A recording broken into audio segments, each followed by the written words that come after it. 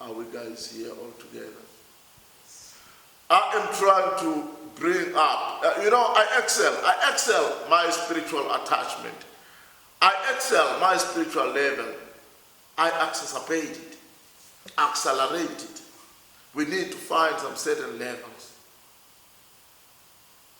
It reminds me of my brothers, the pastors, when they preach and preach and preach, and it comes to those times of closing Sunday.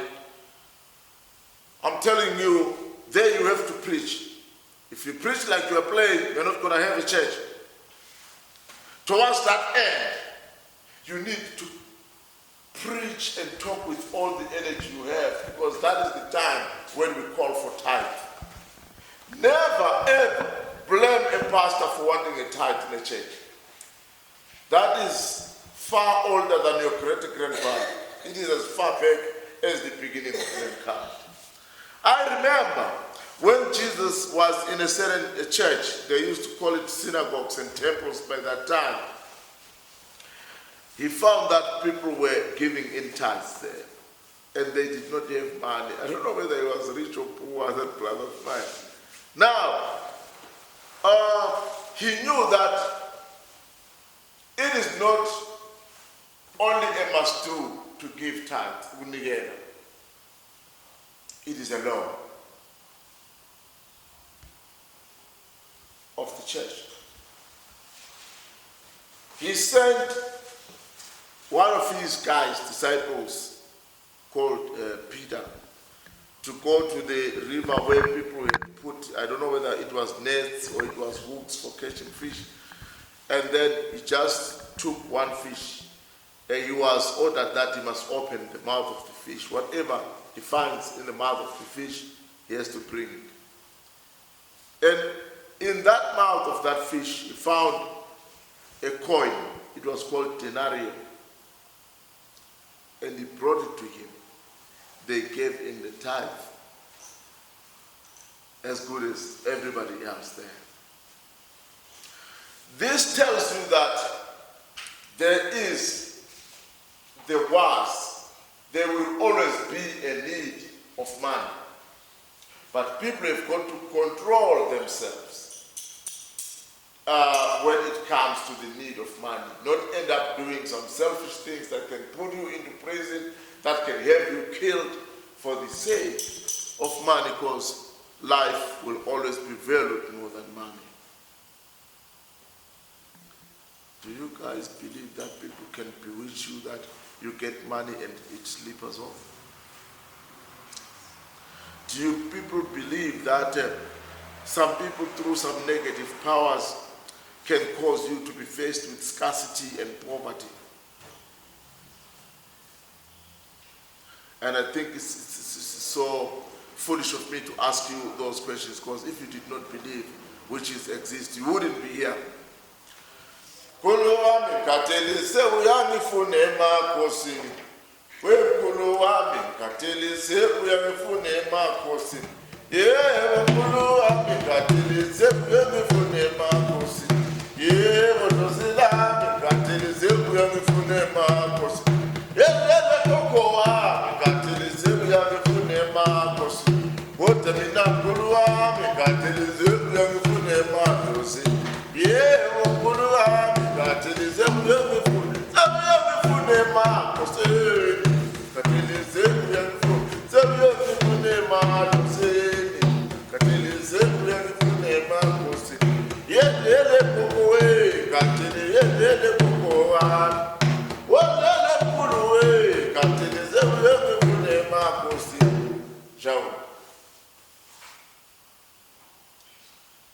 A song, and the song here is Protestant.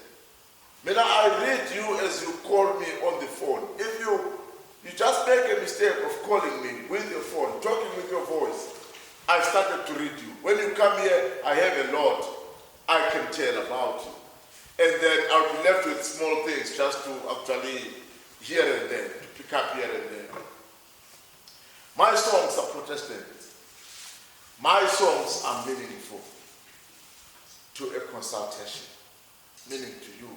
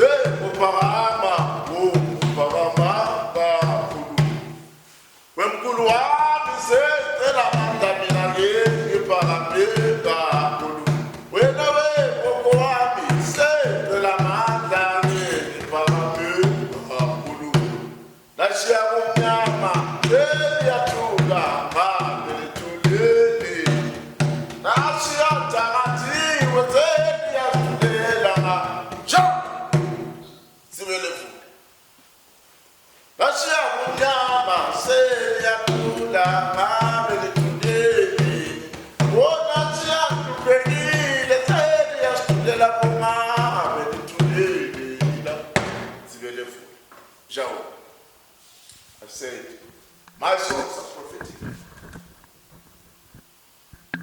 My songs are prophetic. My songs are prophetic. My songs are the words of reason. We're going to go on. Yeah, we're not seeing the book.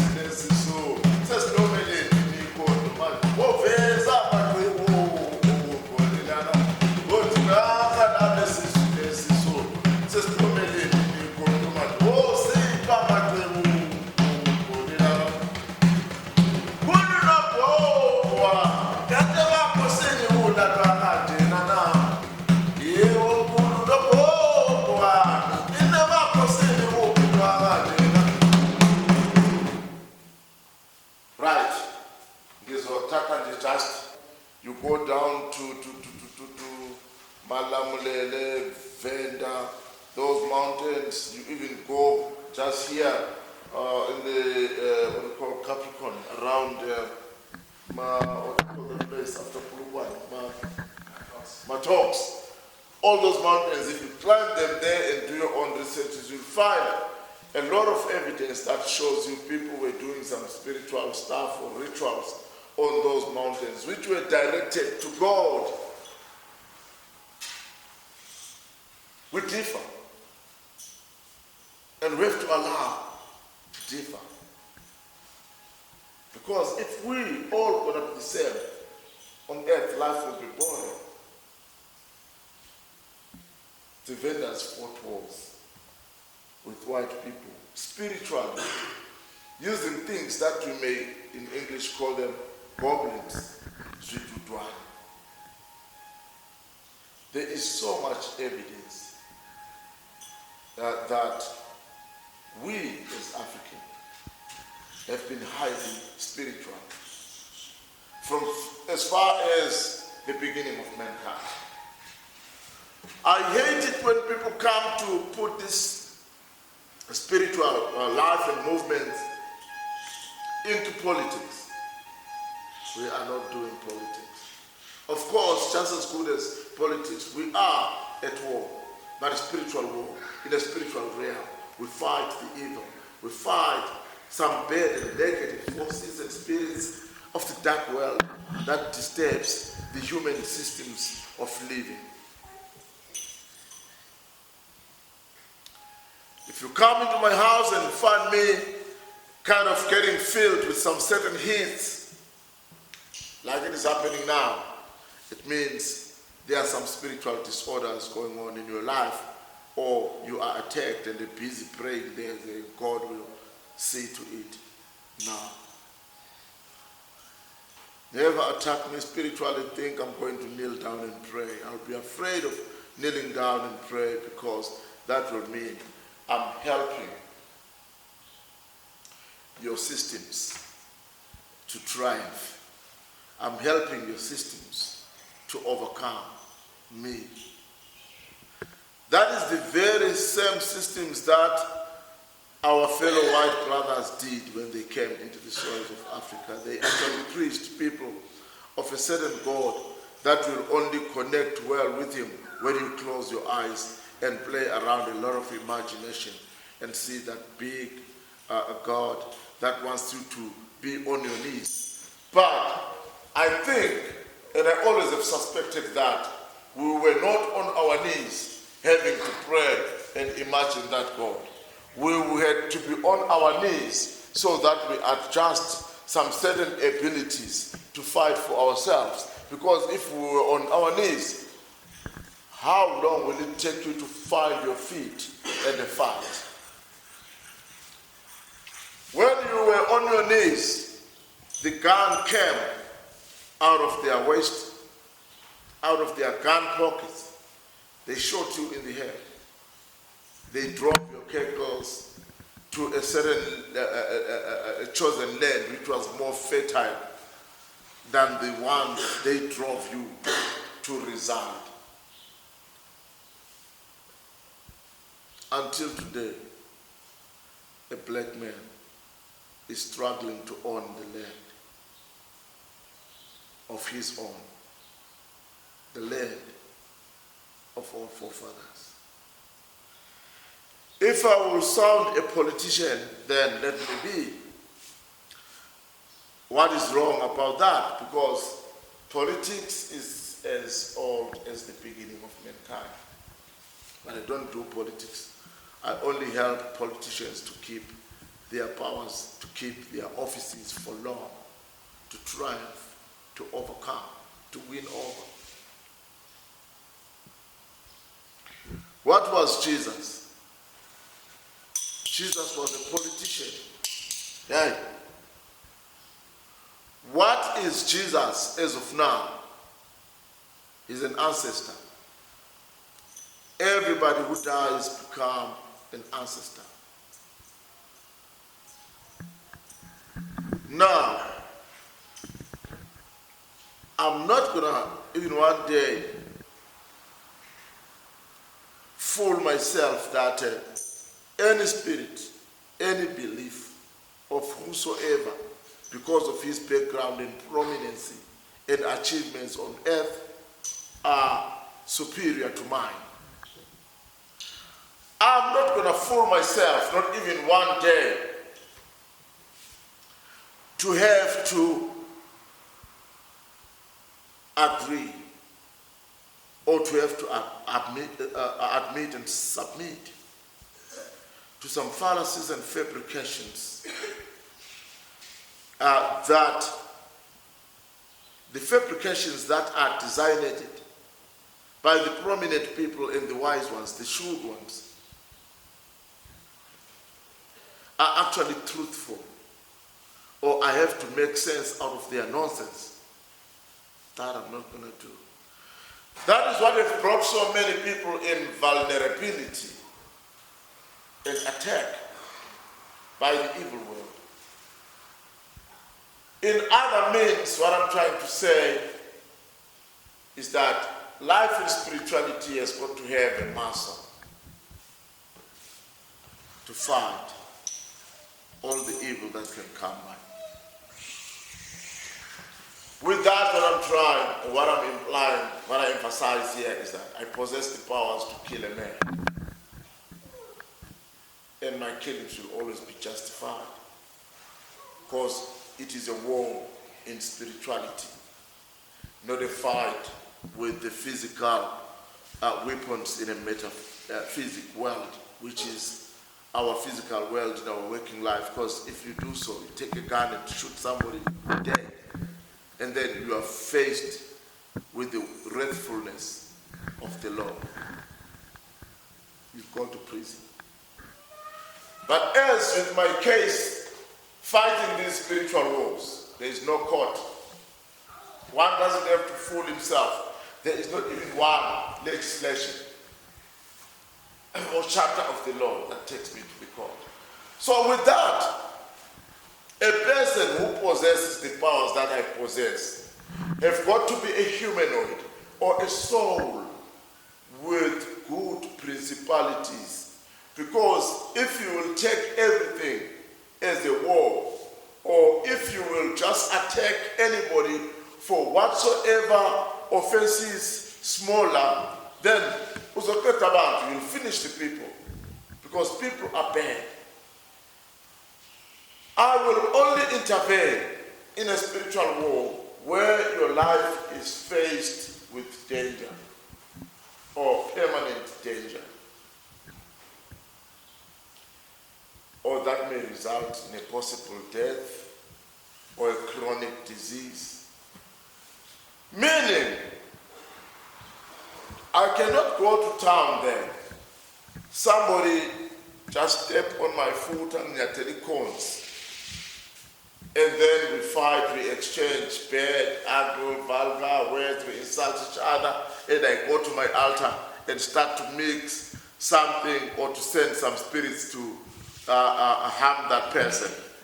That is what I will see as a complete witchcraft attack. And Inyama, a prophet, if he's not careful, he can do witchcraft unaware. If you are a person like me, you have got to control your tempers, your anger. Do analysis in everything that comes by, bad or good, to avoid paralysis. Meaning, every measure that you take, every action that you take, every decision that you make, you've got to be very careful. Act within the boundaries of righteousness.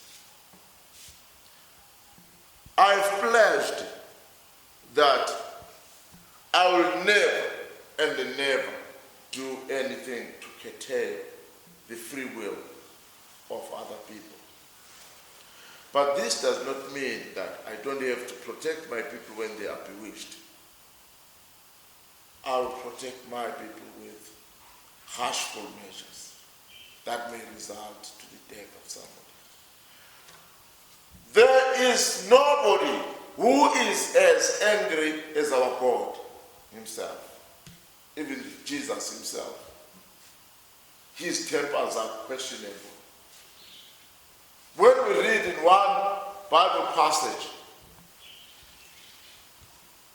it will clearly tell you that Jesus came into a temple where they were selling doves and exchanging money, money laundering and stuff like that. He took I don't know what they call it, a straw or it's a whip, something. He beat people like hell there.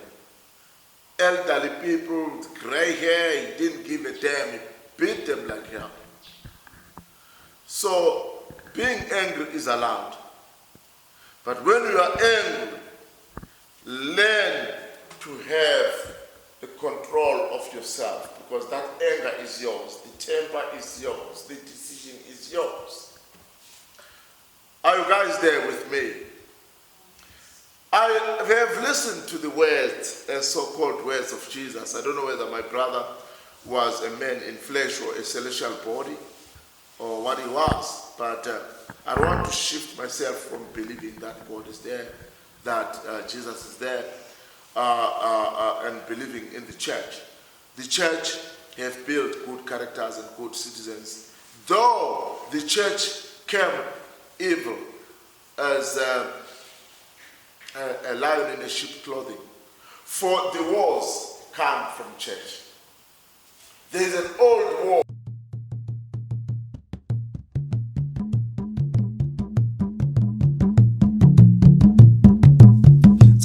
Saibona